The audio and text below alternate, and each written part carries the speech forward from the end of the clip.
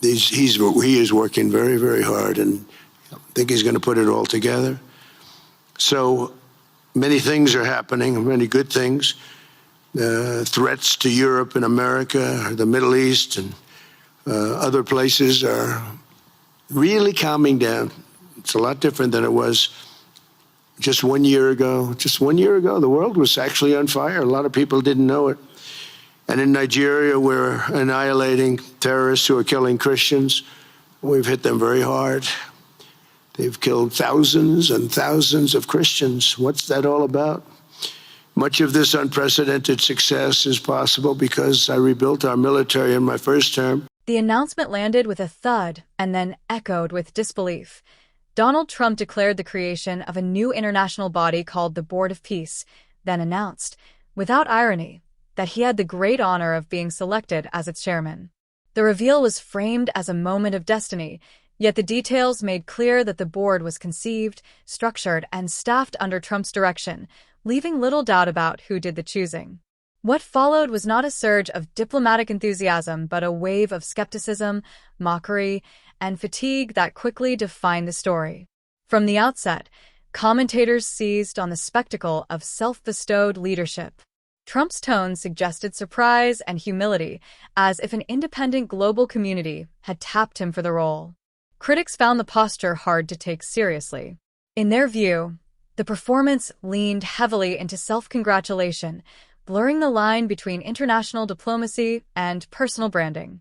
The image of a leader appearing shocked by his own appointment became a shorthand for what many described as a broader pattern: announcements designed to project grandeur while sidestepping the hard work of building genuine consensus. That skepticism only deepened when details of the launch emerged. Fewer than 20 countries signed on to the Board of Peace at its debut, a figure far below what supporters had hinted at beforehand. More striking than the low number was who was missing. There were no representatives from Western Europe, a region traditionally central to multilateral peace initiatives and closely aligned with U.S. foreign policy. The absence sent a clear signal that, whatever the board aspired to be, it was not yet commanding broad international confidence. Among the missing voices, one absence stood out sharply: Israel. Given Trump's recent and highly publicized pro-Israel actions, many had assumed Israeli participation was a given. Its decision not to join was widely interpreted as a diplomatic embarrassment and a warning sign about the board's perceived value. Observers noted that if even close allies were unwilling to lend their names at launch, persuading more skeptical nations down the line would be an uphill battle. The gap between expectations and reality became one of the story's most telling features. The list of participating countries did little to calm doubts. Reports indicated that members included Saudi Arabia, Qatar, the United Arab Emirates, Argentina, and Paraguay. While each has its own regional influence, the grouping raised immediate questions about balance, representation, and legitimacy. Critics argued that the roster looked less like a global coalition and more like a selective gathering shaped by transactional relationships. Without broader geographic and political diversity, the board's claim to speak for peace on a global scale rang hollow to many observers. The optics of the signing ceremony compounded the unease. Accounts from the room described a notably muted atmosphere, with applause so sparse it became a talking point. One detail circulated widely. White House Press Secretary Carolyn Leavitt appeared to be the lone enthusiastic clapper, her visible support standing out against a backdrop of polite stillness. For critics, the moment captured the mood perfectly, an event presented as historic but received with caution, discomfort, or indifference by those present. Attention soon turned to symbolism, starting with the Board of Peace logo. Almost immediately, comparisons were drawn to the emblem of the United Nations. The resemblance was hard to miss: a circular design, laurel-like elements, and a globe-inspired motif. Yet where the UN logo emphasizes the world as a whole, the Board of Peace version placed the United States at the center, specifically highlighting Florida. Rendered in gold and heavy with patriotic flair, the logo was widely mocked as tacky and derivative, an imitation that replaced global unity with overt American dominance. That symbolism struck a nerve because it reinforced a broader critique. Peace organizations, critics argued, succeed when they signal neutrality, shared responsibility, and collective purpose. By centering the United States so literally, the Board of Peace seemed to announce its priorities visually: American leadership first, global partnership second.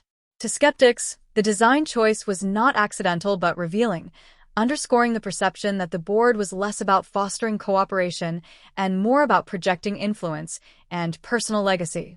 As the initial reaction settled, questions about longevity and impact took center stage. Commentators across the political spectrum expressed doubts that the Board of Peace would endure, let alone accomplish meaningful results. They pointed to the lack of institutional structure, the thin participation, and the absence of clear goals beyond symbolism. Without mechanisms for conflict resolution, enforcement, or sustained dialogue, the board risked becoming another headline-driven initiative that faded once public attention moved on. The skepticism also reflected a deeper frustration with what many see as performative governance.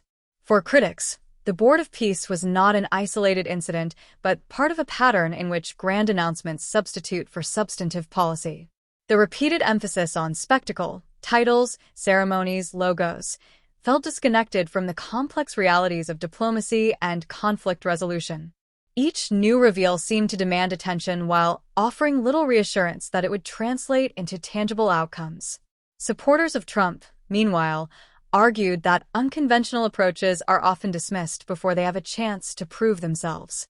They suggested that early mockery could give way to eventual success if the board managed to broker dialogue or reduce tensions in specific regions. Yet, even among sympathetic voices, there was an acknowledgement that credibility must be earned, not declared. In international affairs, symbolism opens doors, but sustained engagement and trust keep them open. The broader public reaction, however, leaned toward exhaustion. Social media and commentary reflected a weariness with political theater that feels detached from everyday concerns.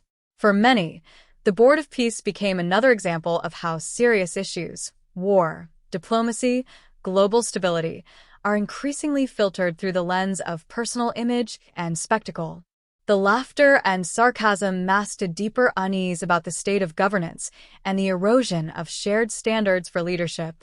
In the end, the story of the Board of Peace is less about one organization and more about the moment it represents. It highlights the tension between ambition and credibility, between symbolism and substance. It raises questions about how peace initiatives gain legitimacy and who gets to define them.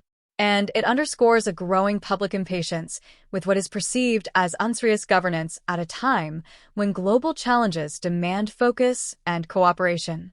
Whether the Board of Peace quietly disappears or manages to reinvent itself remains to be seen. For now, it stands as a vivid snapshot of contemporary political absurdity, an initiative launched with grand claims, met with skepticism, and surrounded by a sense of disbelief that says as much about public mood as it does about the project itself. If you want to stay informed as this story and others like it continue to unfold, hit the subscribe button for more future uploads.